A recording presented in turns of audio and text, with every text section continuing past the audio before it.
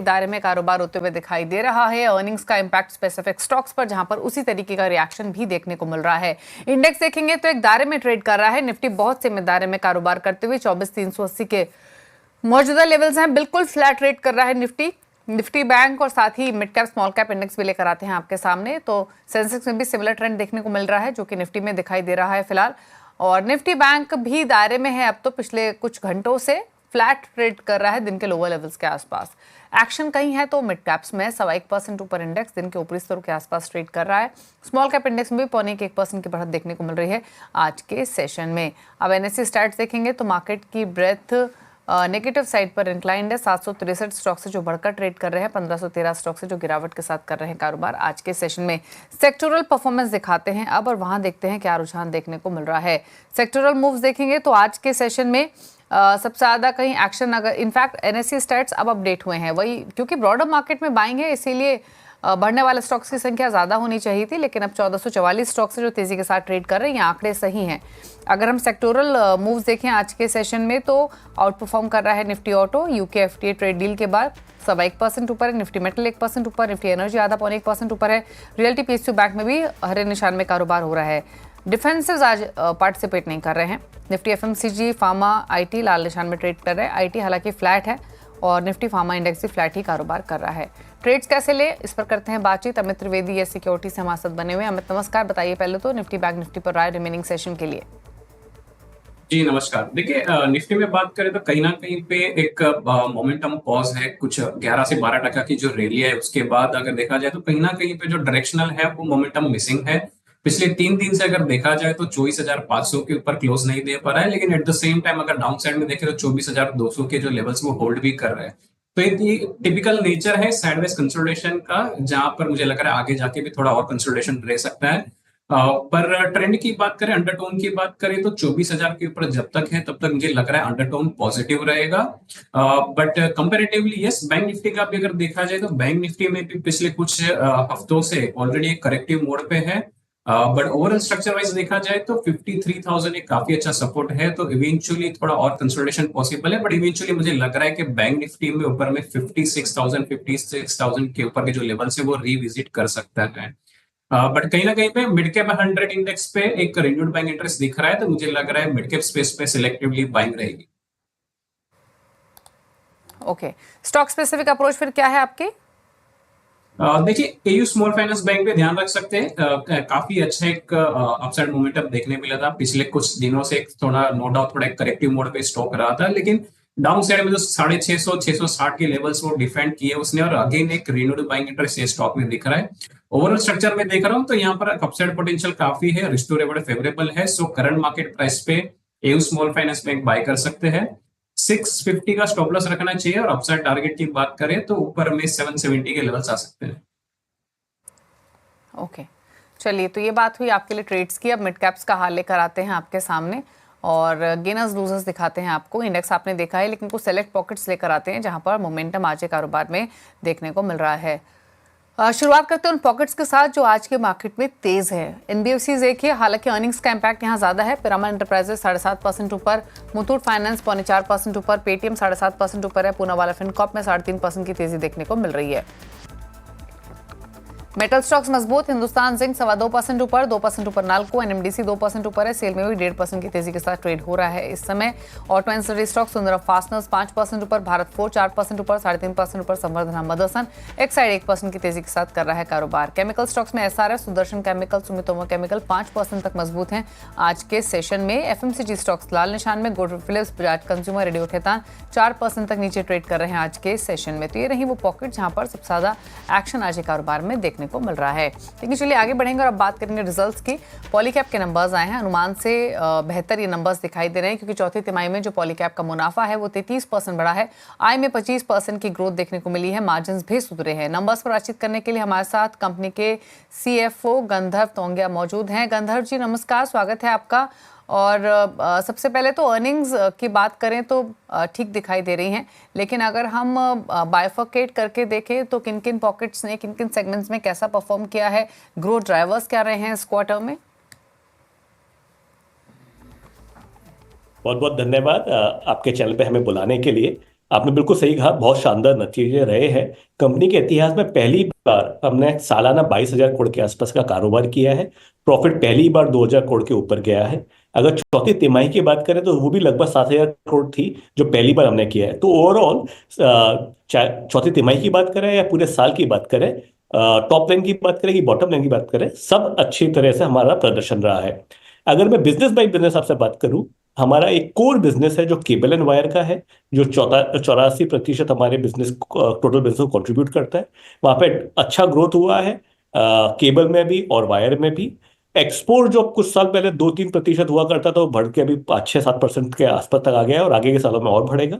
FMEG ने पहली बार 10 quarter बाद प्रॉफिटेबल एबिट किया है, वहां पे भी अच्छी ग्रोथ हुई है, और ईपीसी बिजनेस में अच्छा ग्रो किया है। तो सारे businesses plus domestic plus exports में अच्छा प्रदर्शन रहा है कंपनी का। ओके।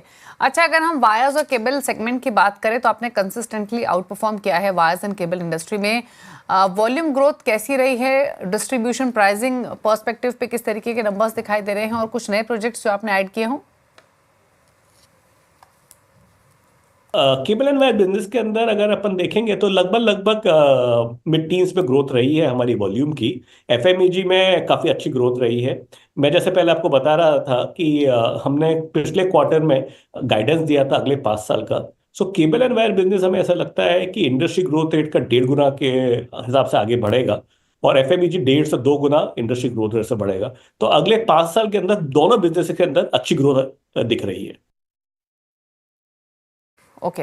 अच्छा, ग्रॉस मार्जिन्स को लेकर क्या आउटलुक है? ग्रॉस मार्जिन्स एक्सपैंड होते हुए देखे हैं, लेकिन मिक्स किस तरीके का रहा है, और साथ ही रॉ मटेरियल टेलविंड्स कुछ दिखाई दे रहे हैं क्या?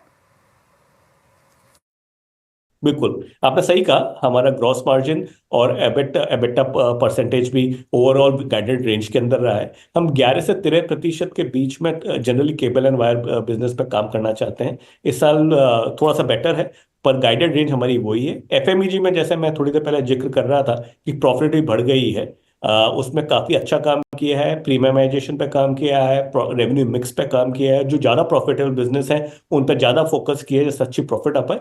तो ये जो ओवरऑल ग्रोथ है सारे एक्शन की वजह से आ रही है, जिसमें प्राइसिंग एक्शन भी है, वॉल्यूम एक्शन भी है, और जीटीएम में जहां जहां जरूरत थी वहां पे चेंजेस के उसका भी रिजल्ट है। अच्छा, वायर केबल मार्जिन गाइडेंस क्या रहेगी FY26 के लिए, या सेल्स गाइडेंस क्या है? और दूसरी तरफ, क्योंकि कॉपर प्राइसेस हमने वापस से गेन होते हुए देखे हैं, आप अपने EBITDA मार्जिन्स को किस तरीके से प्रोटेक्ट कर रहे हैं, या क्या आउटलुक है? हमारा काफी स्ट्रॉन्ग रिस्क मैनेजमेंट फ्रेमवर्क है। हमारे यहाँ पे जो केबल एंड वायर पे प्राइसिंग होती है वो कॉपर और एल्युमिनियम के प्राइस मूवमेंट के हिसाब से होती है। इसकी वजह से हमारी कंपनी के P&L पे प्राइसिंग वॉलेटिलिटी की वजह से इम्पेक्ट नहीं आता है।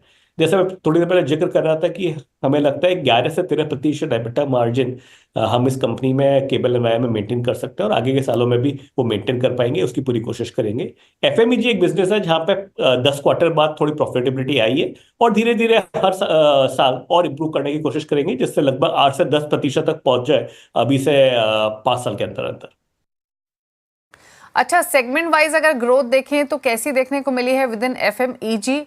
साथ ही फैंस, लाइटिंग या अप्लायंसेस की परफॉर्मेंस कैसी रही है इंडिविजुअली बेसिस पे? सारे बिजनेस ने अच्छा परफॉर्म किया है। अगर आप देखेंगे तो सोलार सबसे बड़ा कंट्रीब्यूटर रहा है हमारी ग्रोथ का। बाकी सारे बिजनेसेस देख लीजिए, फैन, लाइटिंग, स्विच गियर ने काफी काफी अच्छा ग्रोथ दर्ज किया है, और हमें लगता है कि आगे के सालों के अंदर भी ये बिजनेसेस इसी तरीके से अच्छे से ग्रोथ रहेंगे। ओके। अच्छा, FMEG मार्जिन्स अगर हम देखें सर, तो अभी भी लो सिंगल डिजिट में बने हुए हैं। कुछ आउटलुक आप देना चाहें, कोई टाइमलाइन देना चाहें कि कब तक आप double digit margins, EBITDA margins achieve कर पाएंगे? धीरे धीरे हर साल थोड़ा कोशिश करेंगे इसको बढ़ाने की। लगता है 5 साल के अंदर 8 से 10% तक पहुंचना चाहिए। काफी काम किया है पिछले 5 साल के अंदर हमने एफएमईजी में, इसलिए ये टर्न अराउंड हुआ है। जो हमारी लीडरशिप टीम है उसके पास काफी अच्छा एक्सपीरियंस है। हमने मैन्युफैक्चरिंग में काफी काम किया है, नए प्रोडक्ट्स डेवलप किए हैं, जीटीएम पे काम किया है, गो टू मार्केट स्ट्रेटेजी को रिवाइज किया है, कुछ एक जगह पे वाइट स्पेसेस थे वो फिल किए हैं। तो काफी तरीके से काम हो रहा है। आगे के 2-3 साल में और थोड़ा काम करना है ब्रांड पोजिशनिंग पे, एडवर्टाइजमेंट, पब्लिसिटी। विजुअल्स आप देख पा रहे हैं, कैबिनेट की मीटिंग इस समय चल रही है। ऑपरेशन सिंदूर प्रोसेस करने के बाद से सुबह से ही हाई लेवल मीटिंग्स का दौर जारी है और इस समय ये विजुअल्स आप देख रहे हैं जो कि एक कैबिनेट की मीटिंग इस समय हो रही है और यहाँ पर तमाम cabinet ministers, PM Modi, Amit Shah सभी के नेतृत्व में ये बातचीत चल रही है।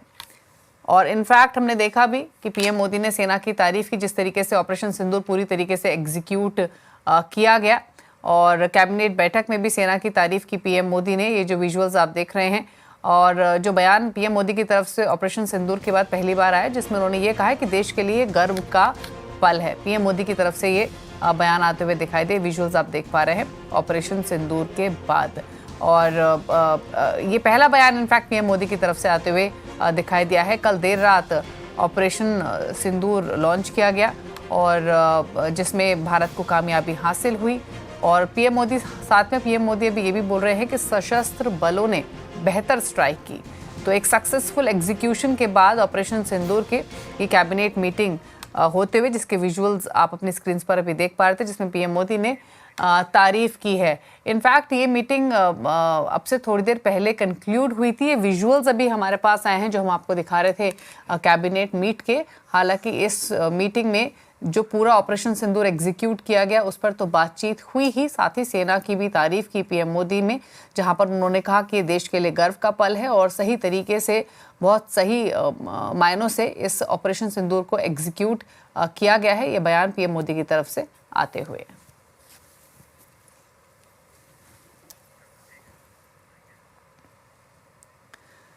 चलिए, पॉलीकैब की मैनेजमेंट हमारे साथ बनी हुई है। क्विकली एक सवाल और उनसे ले लेते हैं। और सर एक चीज और पूछना चाहेंगे, कोई बैकवर्ड इंटीग्रेशन प्लान आपने किया हुआ है क्या बियॉन्ड कॉपर या एल्यूमिनियम?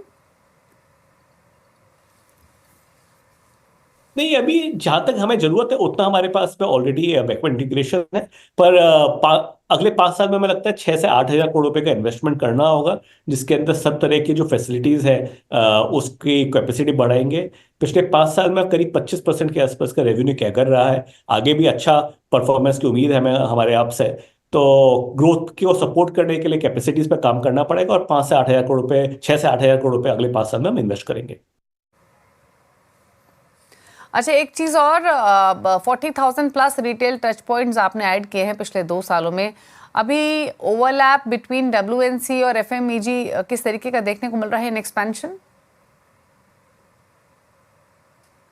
देखिए, हमारे दो और तीन तरह के प्रोडक्ट कैटेगरीज हैं, लगभग साथ में जाती हैं, जो है रिटेल वायर, स्विच गियर और स्विचेस। हम कोशिश कर रहे हैं कि कैसे हम लोग थ्रूपुट बढ़ाएं हर डिस्ट्रीब्यूटर का और रिटेलर का, और कैसे हम लोग इंश्योर करें कि वो सारे के सारे प्रोडक्ट कैटेगरीज में डील करें। और ये बहुत बड़ा हमारा फोकस रहेगा अगले 5 साल का। इससे काफ़ी वैल्यू अनलॉक होनी चाहिए।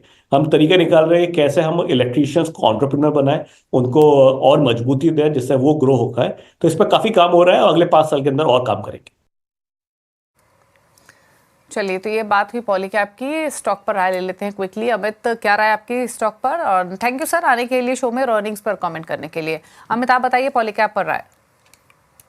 देखिए, पॉलीकैब में एक डिसेंट करेक्शन आने के बाद एक अच्छा बेस बिल्डिंग पैटर्न बना था और उसके बाद जो 5700 के जो हर्डल थे, ये स्टॉक उसने इसको सरपास किया था। तो कहीं ना कहीं पे लग रहा है कि रेंज ऊपर में शिफ्ट हुई है। यहाँ से मुझे लग रहा है कि 5600, 5600 के जो लेवल्स है एक इमीडिएट सपोर्ट बन सकते हैं। आउटलुक मॉडरेटली पॉजिटिव है। मुझे लग रहा है अपसाइड में 6500 के जो लेवल्स है यहाँ तक ये स्टॉक आ सकता है। आप देख रहे हैं मिड कैप मंत्रा और रुक करेंगे कुछ और खबरों की तरफ। यूके से सस्ती स्कॉच विस्की और जैगुआर लैंड रोवर जैसी कारों के आने का रास्ता साफ हो गया है। भारत और यूके के बीच फ्री ट्रेड अग्रीमेंट को लेकर डील हो गई है और डिटेल्स के साथ लक्ष्मण रॉय हमारे साथ मौजूद हैं और साथ ही गोकुल दास एक्सपोर्ट्स के एग्जीक्यूटिव वाइस चेयरमैन और MD शिवा गणपति। लक्ष्मण, तो पहले तो ये बताइए कि ये FTA कितना अहम है? देखिए, इस इंडिया यूके FTA के तहत सबसे बड़ी बात यह है कि भारत से जितने भी सामान का एक्सपोर्ट यूके में होता है उसमें से 99% जो प्रोडक्ट हैं उस पर अब यूके कोई भी इंपोर्ट ड्यूटी नहीं लगाएगा, यानी 0% ड्यूटी पे वहाँ पे मामला सामान हमारा चला जाएगा। उस मिसाल के तौर पर टेक्सटाइल और कपड़े, जहां पे 12% तक इंपोर्ट ड्यूटी यूके लगाता था, अब वहां पर 0% ड्यूटी लगेगा, यानी कोई ड्यूटी नहीं चुकानी होगी हमारे एक्सपोर्टर्स को। वहां 12% सस्ते में अपना माल दे सकेंगे और वहां दुनिया के जो बाकी देश माल भेजते हैं उनके मुकाबले बहुत ज़्यादा कॉम्पिटिटिव होंगे। यही बात प्लास्टिक रबड़ इंडस्ट्री के साथ है, बेस मेटल इंडस्ट्री के साथ है, केमिकल प्रोडक्ट के साथ है, फर्नीचर स्पोर्ट्स गुड्स के साथ है, जेम्स एंड ज्वेलरी के साथ है, लेदर फुटवेयर के साथ है। वहां भी आपको 16% की ड्यूटी लगती थी यूके में जब यहां से कोई लेदर फुटवेयर हम भेजते थे। अब वहां पे कोई ड्यूटी नहीं लगेगी, 0 ड्यूटी लगेगी। ये सबसे बड़ी बात है। ट्रांसपोर्ट और ऑटो कंपोनेंट जो पार्ट होते थे जो यूके जाते थे, 18% ड्यूटी यूके वहां लगाता था, अब वहां पे 0 ड्यूटी लगेगी। ये इसकी सबसे बड़ी बात थी। अब इंडिया जो सामान आएगा उसकी भी लिस्ट सुन लीजिए। जो स्कॉच विस्की वाइन वहां पे होती है वो इंडियन मार्केट में 2.5% शेयर उनका होता है। वहां पे हम लोग 150% ड्यूटी लगाते थे, अब वहां पे ड्यूटी हमने काफी कम करने का फैसला लिया है। लग्जरी कार जो यूके से आती थी, जो खासतौर से आपको लैंड रोवर जैसी कार होती थी, उस पर हम 100% ड्यूटी लगाते थे, अब ड्यूटी यहाँ पे कम करने का फैसला लिया है। तो ये फ्री ट्रेड एग्रीमेंट की सबसे महत्वपूर्ण बात है। ड्यूअल कन्वेंशन एग्रीमेंट किया गया है। इसके मुताबिक जो दोनों देशों में कारोबार लोग करते हैं उनके लिए बहुत ज़्यादा आसान होगा। आईटी सेक्टर के लिए, आईटी सर्विसेज देने वाले के लिए, फाइनेंशियल सर्विसेज सेक्टर के लिए, एजुकेशन जो डिजिटल सर्विस मुहैया कराते हैं उन सब के लिए ये बहुत बड़ा फायदे की बात होगी। अब ये डील पूरी हो गई है, अगले कुछ हफ्तों में इसके लिए कानूनी पहलुओं को देख करके साइन कर लिया जाएगा और फिर 2 से 3 महीने के भीतर ये अमल में आ जाएगा। शुक्रिया लक्ष्मण आपका ये डिटेल्स बताने के लिए। रुकने इसी के साथ एक ब्रेक के लिए, लौटेंगे तो कुछ स्टॉक्स पर चर्चा, साथ ही खिलाड़ी नंबर 1 का अपडेट। जल्द वापस आते हैं। आप देख रहे हैं मिड कैप मंत्रा। मार्केट्स दायरे में ही ट्रेड करते हुए मोरलेस दिखाई दे रहे हैं, specially Nifty, bank Nifty. Mid caps में बाइंग इंटरेस्ट देखने को मिला है। कुछ सेलेक्ट स्टॉक्स लेकर आते हैं। एक बार पूरा ही ऑटो बास्केट दिखाते हैं क्योंकि सबसे ज्यादा बढ़ने वाला इंडेक्स है। यूके एफटीए डील का सबसे बड़ा बेनिफिशियरी है, स्पेशली टाटा मोटर्स, जिसकी जैगुआर लैंड रोवर की सेल्स को बूस्ट मिल सकता है टैरिफ चेंजेस के बाद, इसीलिए स्टॉक रिएक्ट भी कर रहा है। 4.5% ऊपर ट्रेड कर रहा है 677 के लेवल्स पर। हालांकि खबर पूरी ही ऑटो एंसिलरी पैक के लिए पॉजिटिव है, फिर चाहे वो TVS Motors, Eicher Motors, royal Enfield business के पर्सपेक्टिव से वहां पर फायदा आता हुआ दिखाई देगा। और आप निफ्टी ऑटो इंडेक्स देखेंगे तो Tata Motors, MNM, Sambandam, Motherson, MRF, Bharat forge, Bosch, Ashok Leyland सभी तेजी के साथ ट्रेड कर रहे हैं। जो पार्टिसिपेट नहीं कर रहे हैं वो आयशर मोटर्स, अमर राज और बजाज ऑटो। लेकिन टाटा मोटर्स क्लियरली एक आउट परफॉर्मेंस दिखाते हुए आज के सेशन में। एमएनएम जैसे स्टॉक्स तो ऑलरेडी काफी स्ट्रांग रहे हैं पिछले कई सत्रों से, एक अच्छा बाइंग इंटरेस्ट यहाँ देखने को मिला है। लेकिन चलिए आगे बढ़ेंगे, खिलाड़ी नंबर 1 का अपडेट लेकर आते हैं अब आपके सामने। इस हफ्ते सैमको सिक्योरिटीज के उमेरा, 5 पैसा कैपिटल के सचिन गुप्ता और रघुनाथ कैपिटल के पवन महेश्वरी के बीच मुकाबला है। रिटर्न की स्थिति देखेंगे तो सचिन गुप्ता का पोर्टफोलियो पॉजिटिव रिटर्न दे रहा है, बाकी दोनों पोर्टफोलियो के रिटर्न्स नेगेटिव साइड पर है। -6.47% उमेरा, -2.28% पवन महेश्वरी। तो ये तो रहा पूरा अपडेट खिलाड़ी नंबर 1 का। इसी के साथ एक ब्रेक का वक्त हो गया है। ब्रेक के उस पार अब देखेंगे न्यूयॉर्क कंपनी में आज हम बातचीत करेंगे कंसाई नेरोलैक के एमडी प्रवीण चौधरी से एक ब्रेक के बाद। आप बने रहिए CNBC आवाज के साथ। नमस्कार।